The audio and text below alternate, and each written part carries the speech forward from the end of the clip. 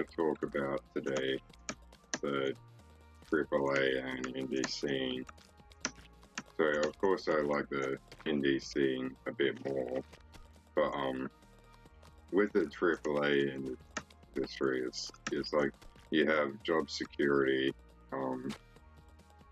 advertising for your games, you have better funding, and when something goes wrong, you can fall back on your publishers and all this PR crap. Whereas with indie, you can't really do that. However, you can, you do get respect, or relatively some respect. Like people usually look into indie games purely just because they're indie and not AAA batteries. But you know, there's also the flexible hours, whereas you usually, well, not always, but sometimes you'll be working unpaid overtime and very long hours without seeing your family and so forth. So forth in with AAA batteries. But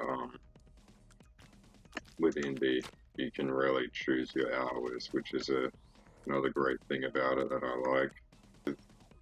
There's also the fact that you get all your profits. You don't have to split your profits with the publishers, even though with the monetization schemes, you'd probably end up getting more money back from it than you would as an indie.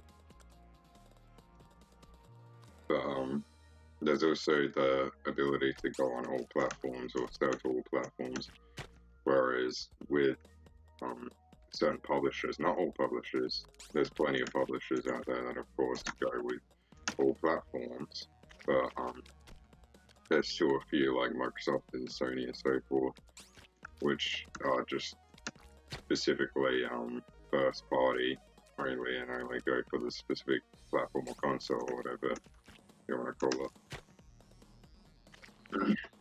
But yeah, because there is a few things about it, like job security mainly, that you know, because when you're running your games through AAA batteries, you don't just like fail a game and that's it. Your career's over. Like you may have with the indie scene, you can you do get like a couple extra chances, but I don't really blame people for choosing to run their game for like pick up AAA batteries and use that to power their games like We Happy Few did.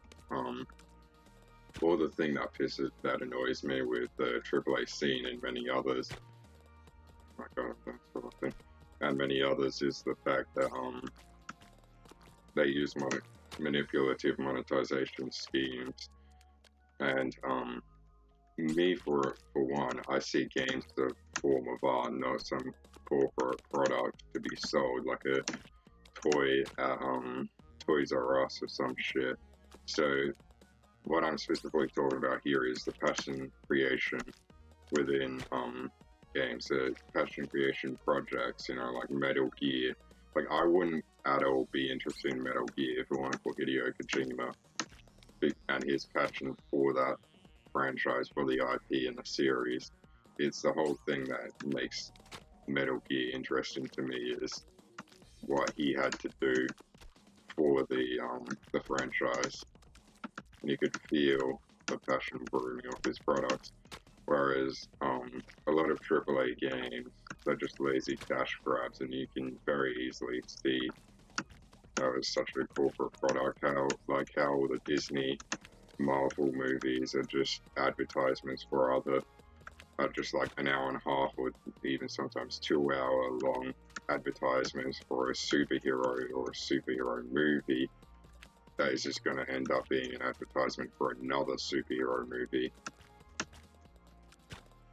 which really doesn't interest or entertain me in the least.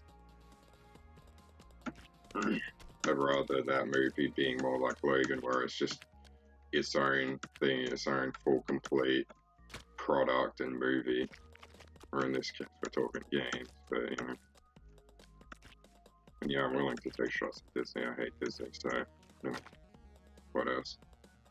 But yeah, I just wanted to talk about that because I have been reviewing we're doing a lot of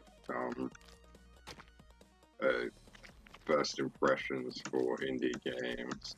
So, you know, and people might start thinking that I hate indie games or something from that, because the majority of them are pretty negative, I should say. So, you know, which isn't the case. I love me indie games. I actually like them more than I do AAA games in most respects. Though I don't outright hate AAA games, there are quite a few that I actually I'm quite fond of, like Halo and the Witcher series and so forth. Fallout. Oh, fuck me.